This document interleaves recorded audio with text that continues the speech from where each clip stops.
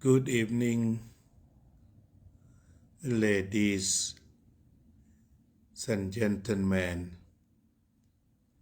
Pitch family comes to you again. February 15, 2025. Today, I would like to talk about the concept of Dhamma. Dhamma is Pali language. If we call in Sanskrit, it would be Dharma. Dharma. Pali Dhamma, Sanskrit Dharma. The element or the root of word Dhamma is to maintain something as they really are, to maintain all things as they really are. Everything has its own factor. Everything has own factor. Nothing is independent. Everything dependent on each other. Each one, man, woman, dogs or cats, have something that different from each other,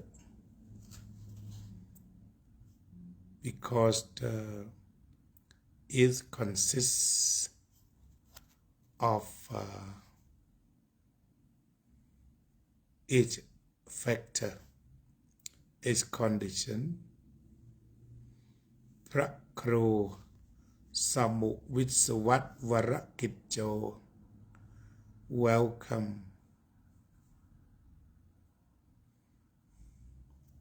Sihakiya, welcome.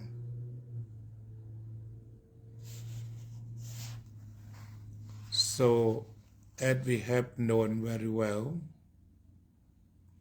Dhamma is the teaching of the Buddha. At first,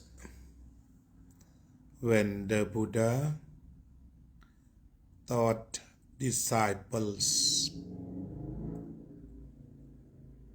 what the Buddha taught is Dhamma. Or we can say the Buddha's word.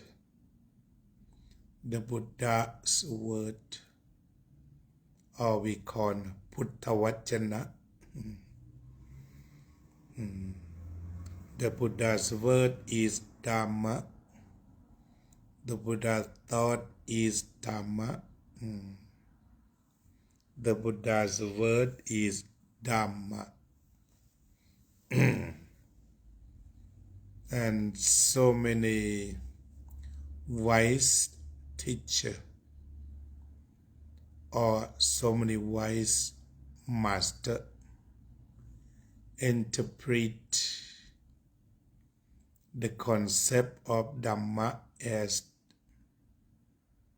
nature, the law of nature, duty, and to perform duty in the way that is proper for the law of nature. The Buddha point of that, the great nature and the law of nature are อนิจจังทุกขังอนัตตา Anicca is impermanence. Dukkha is the non-passion. Anatta non-self. Non-passion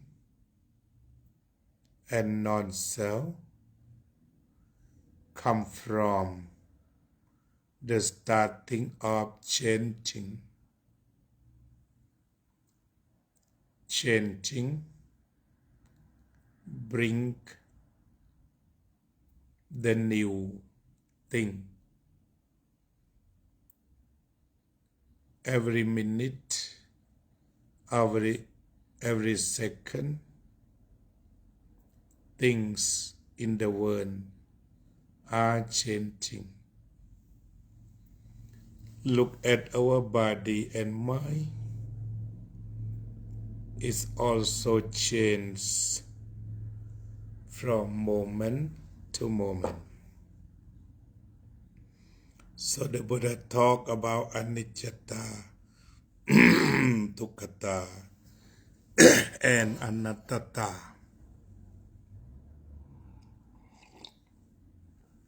Impermanence, non-endurance, and non-self. The nature of thing is on the way that arising, existing a while, and passing away. That the nature of things, according to the law of nature, the Buddha confirmed that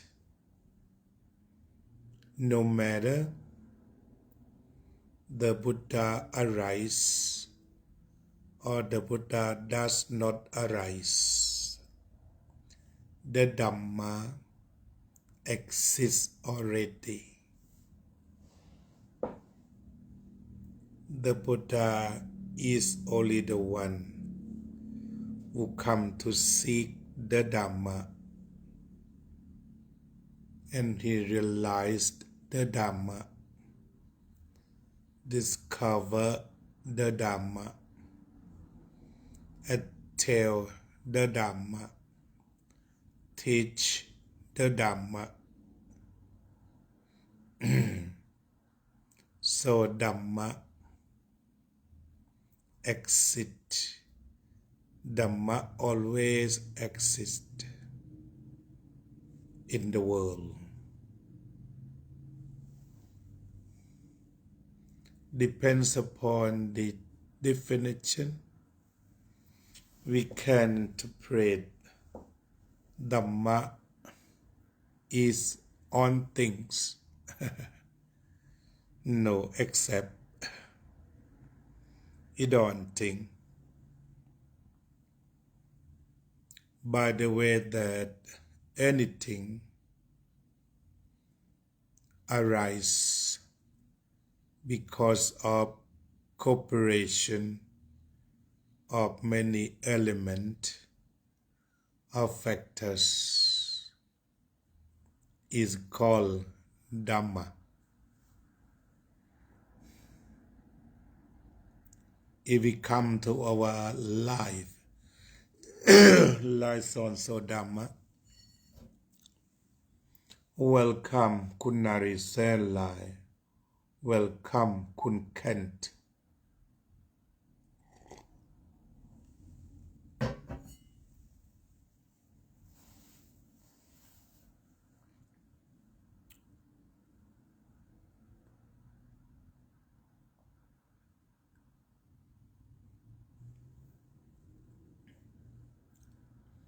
Look at our life.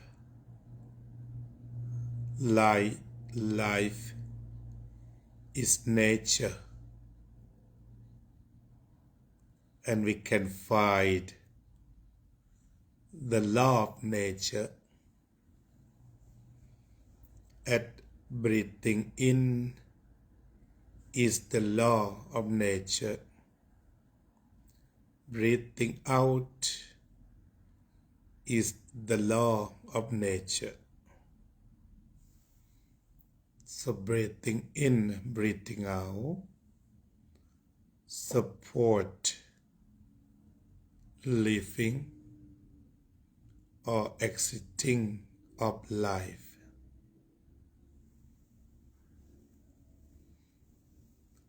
Welcome โยมจวบครอบทอง So let's come to see our life.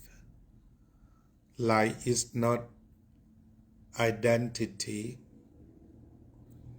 Life is not only one, but life consists of body and mind.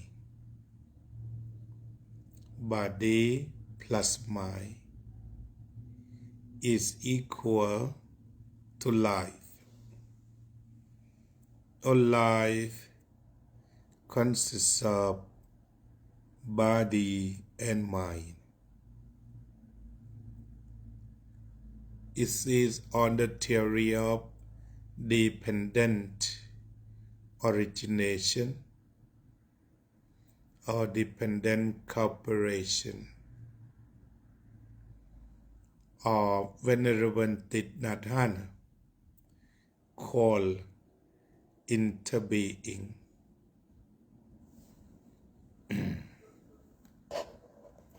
This is a Dhamma, interbeing. Nothing is independent, but everything depends on each other. It becomes interbeing. That's it, very important.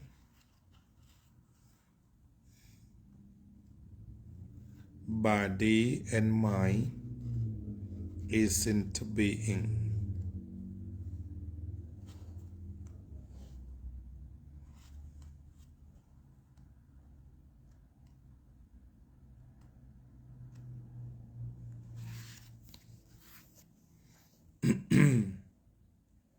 If we see deeply in the body, the Buddha thought that the body also consists of elements of earth, water, heat, and air. In scientific way, there's so many things more than that, but earth, water, heat, and air are the fundamental elements to support exiting the other cooperation, the other interconnectedness.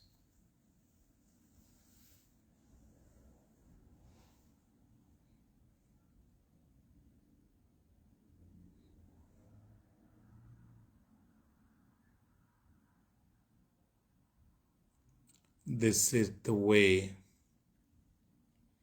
of interdependent origination or interbeing of thing or the body. Then let's come to the mind. The Buddha teaches mind consists of feeling, feeling good or bad. It consists of feeling good or bad or neutral. Sometimes when we see, when we hear, when we smell, when we taste, when we touch, when we think,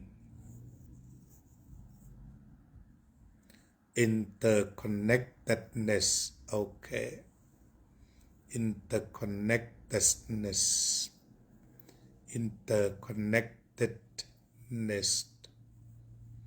the noun, interconnectedness.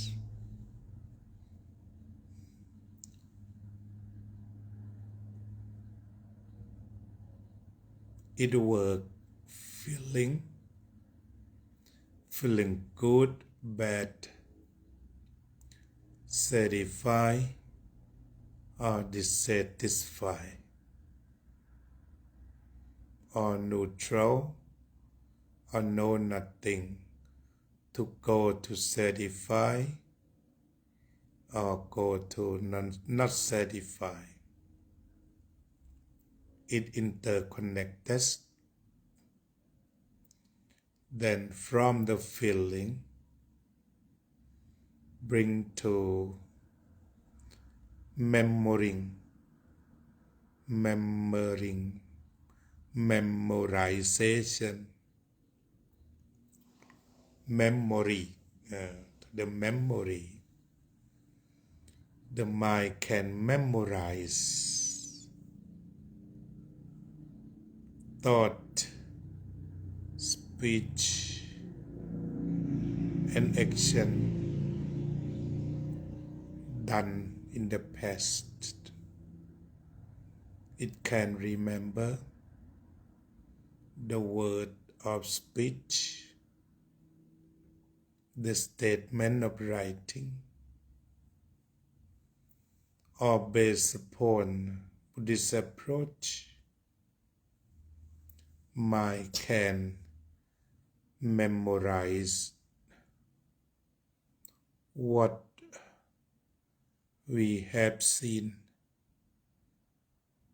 what we have heard, what we have smelt, what we have tasted, what we have touched, what we have thought. We can remember. We can memory that, and we can recollect. We can remember. Welcome Dhamma Sukha Vihara Monastery. Thank you, appreciate for coming, for listening. Is it a memory or the perception? And then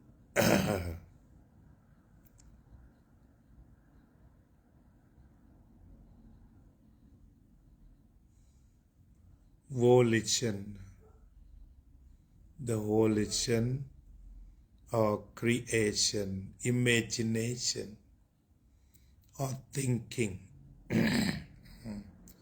thinking with volition and consciousness.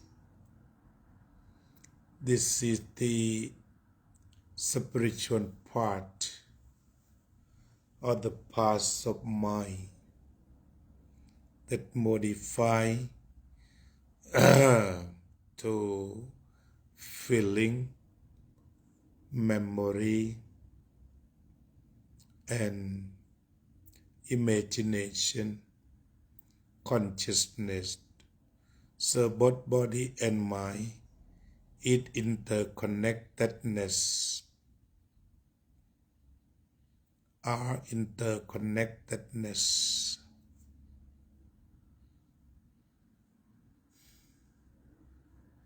And then a feeling, perception, mental formation, consciousness are also interconnectedness by the way of law of nature.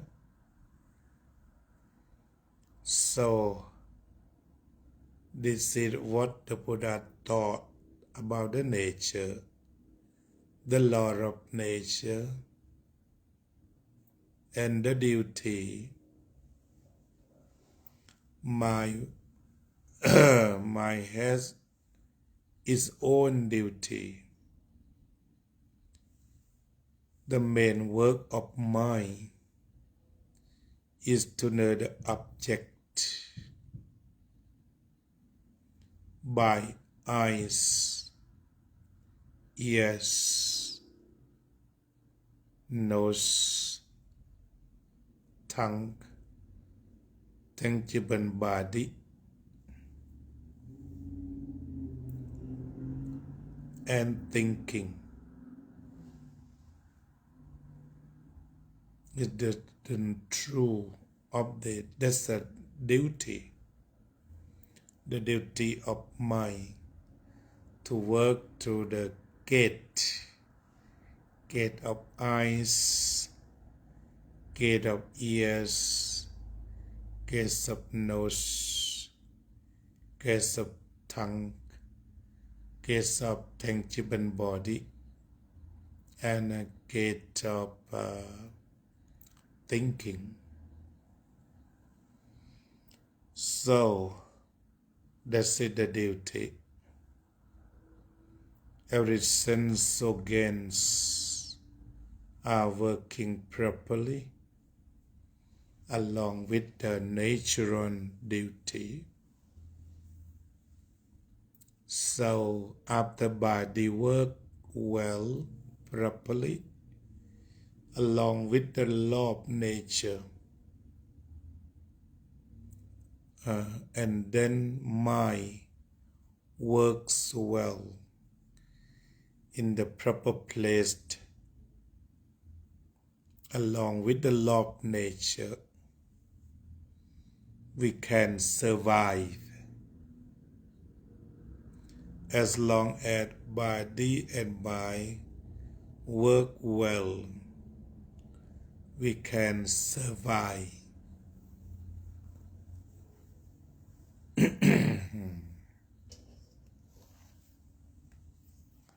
This is the meaning of Dhamma, nature, the law of nature, and the duty and survival of body and mind. So what the Buddha taught is not far from our life, but it is just what we have in our life, or the Buddha taught what we practice in our life. For example, we practiced mindfulness, breathing in and breathing out. Breathing in and breathing out are the nature. The move from breathing in and breathing out, the movement of breathing in and breathing out are the law of nature. And we have mindful on breathing in and breathing out. We are going to do the duty to follow the duty of breathing in and breathing out in an appropriate way. Then we find that as long as we are breathing in and breathing out, we survive. We are surviving. That's as long as we practice Dhamma, we are surviving. Practice Dhamma brings surviving of life. We can say practice Dhamma for living, for survival. Why do you practice Dhamma? We practice Dhamma for survival. And drinking, eating, pee, poo, are practicing Dhamma along with the natural law. When we practice well, we practice proper, our body and mind survive. To train the mind by mindfulness, it also to follow the nature of mind. Originally, the mind is pure. After it is associated by greed, anger, delusion, worriness, sadness, anxiety, it becomes defiled. If we know nothing about that, we feel very suffer. We feel more suffer when the mind is clouded by defilement. The Buddha taught the reality of mind and what associated of mind, that is on the natural way that seed arising, existing for a while. If you follow your movement or acting of mind, sometimes your mind is pure, you feel good, you feel refreshed, and sometimes you are clouded. We use our mind to recognize and accept impermanent to reduce suffering. This can extend our life. Recognize, accept impermanent because it is the reality that exists for a while, and let go. The reality of things that is impermanent. Nothing should be great.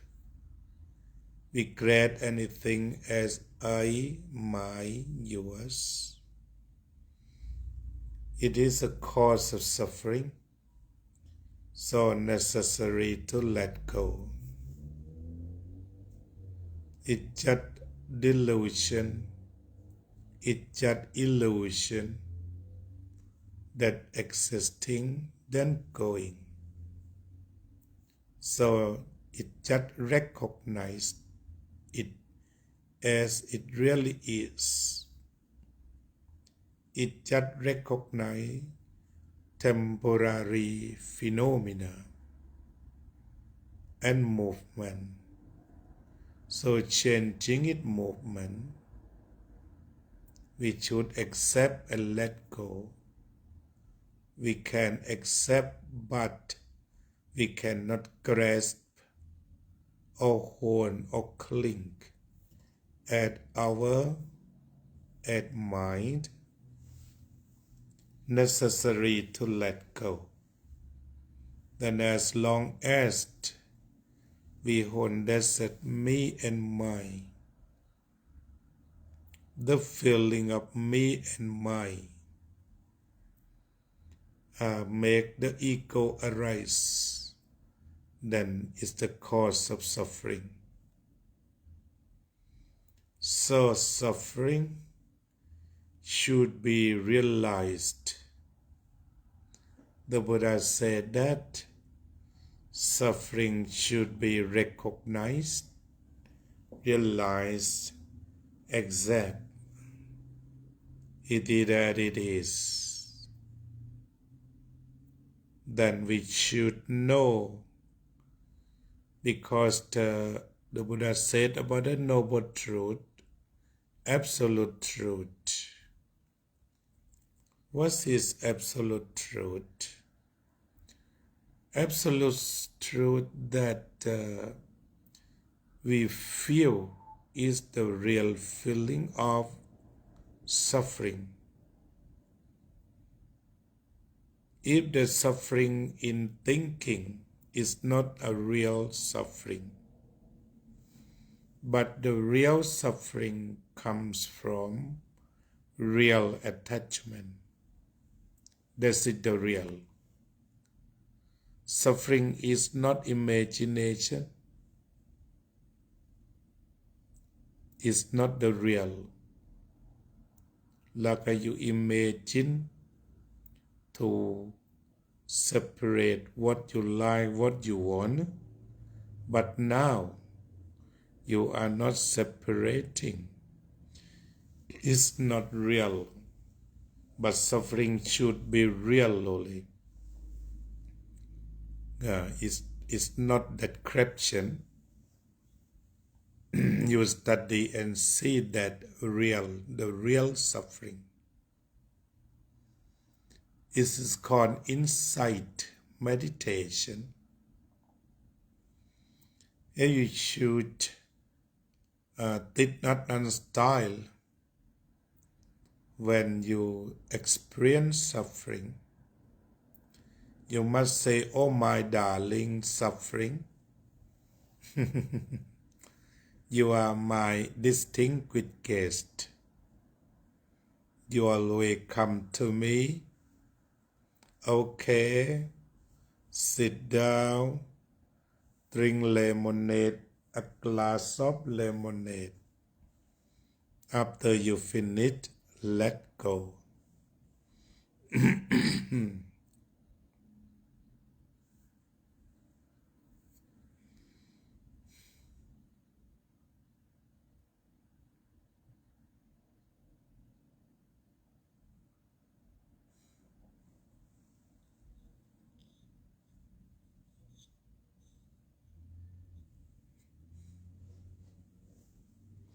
That's it, to know suffering. Realize it, touch it, experience it. Then look at that, look at mind. When there no suffering, no difficult, no trouble, don't forget to see. Is good, happy, is empty, free from suffering, no grasping, no craving, no defilement, no lust, no aversion, no torpor, no restlessness, no doubt, no cloud. It's free from suffering. When you touch about the free from suffering, you know that's a real free from suffering. This is how to practice directly. Know it directly. Suffering is suffering. Non-suffering is non-suffering. No imagination, no belief.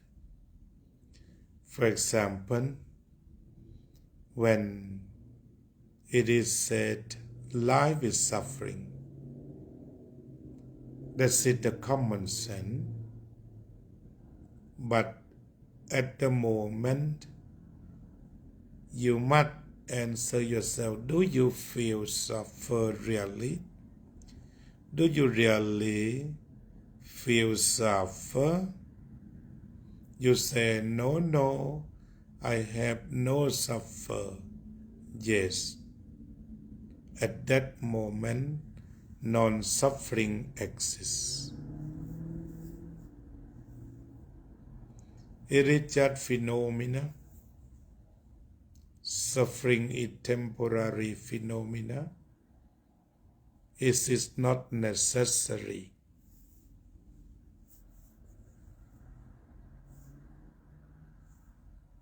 So this is how to realize suffering.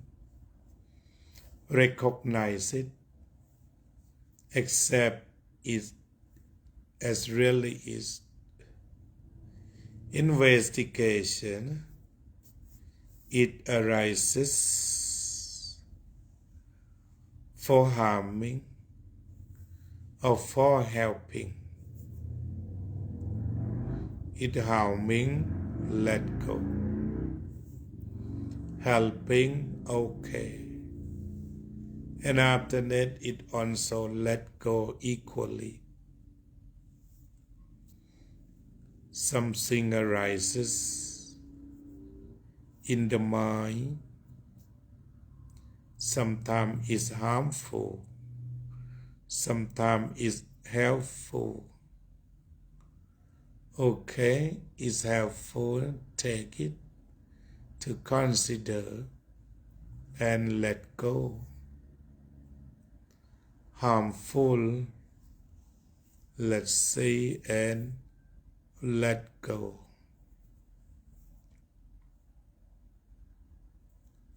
So necessary to experience suffering, but not necessary to retain it, yes. Not necessary to remember it, yes. Not necessary to relieve it, yet let go. It's going on naturally. Because the Buddha talked about the law of nature arising, exiting a while, and then passing away. Life is from moment to moment. Something that has passed, let it pass.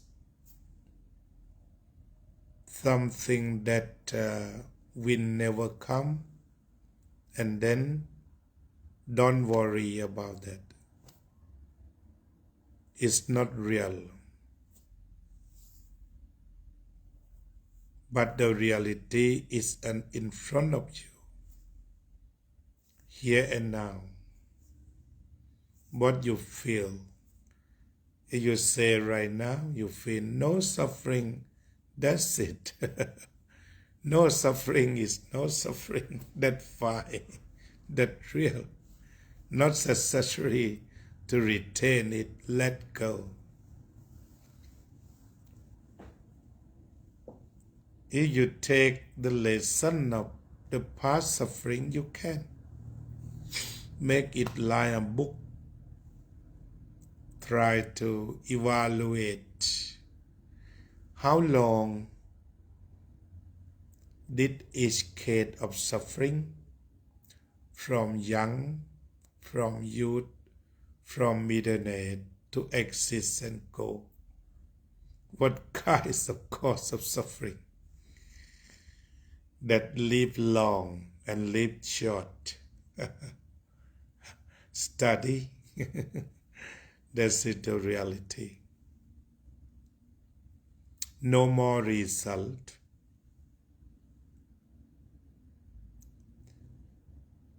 You can compare suffering like the hot iron. When you touch it, you touch the hot thing, hot iron, hot stove, hot pan, hot pot, anything. Then you never have more reason to take your hand out, to remove your hand out from that touching. Suffering is also no more reason, no reason, and then let go. Is gone, already gone. You cannot call to come again. For example, you cannot call what make you cry back again. For example, you fall when you were in grade 2 and then you cry, and I said, can you go and cry like that time? You cannot cry because it gone already. Because it is gone, so if we misunderstood, we don't let it go. But you see, if because it is gone, so let go.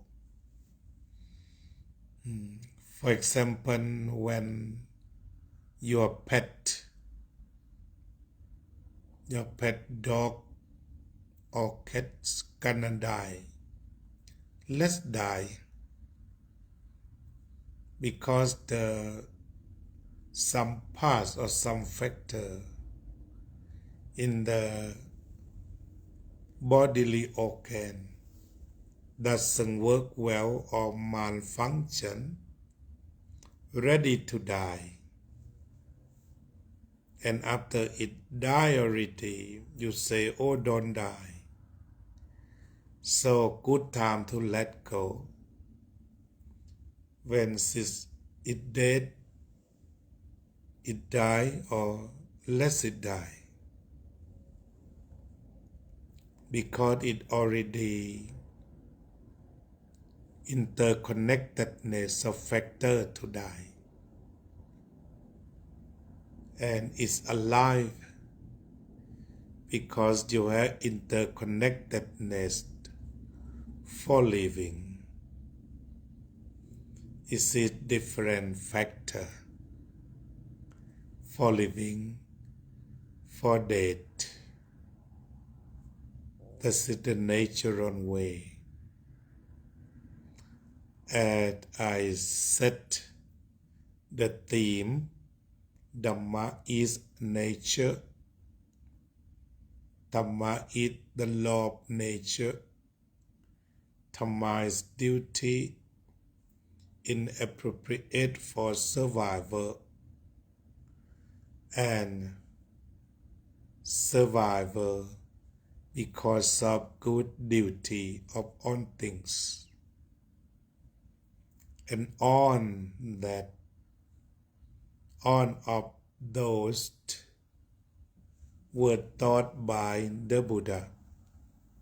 Even is it not exactly the Buddha's word, but by our standing, right understanding, it is the right way to see, understand suffering, cause of suffering, end of suffering, and the way for ending of suffering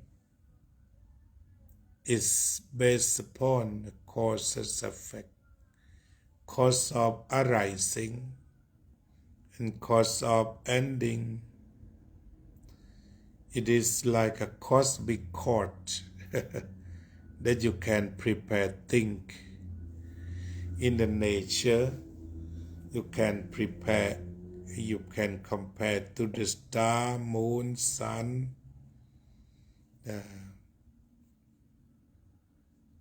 in that case, but start our body and mind. But the Buddha asks us to be back home to study here. As he mentioned, suffering is here. Cause of suffering is here. Ending of suffering is here. And then the way to end of suffering is here. So when you were born already, you are alive right now, you should answer the question that, do you like suffering or no suffering? If you love no suffering, walk on the course of no suffering.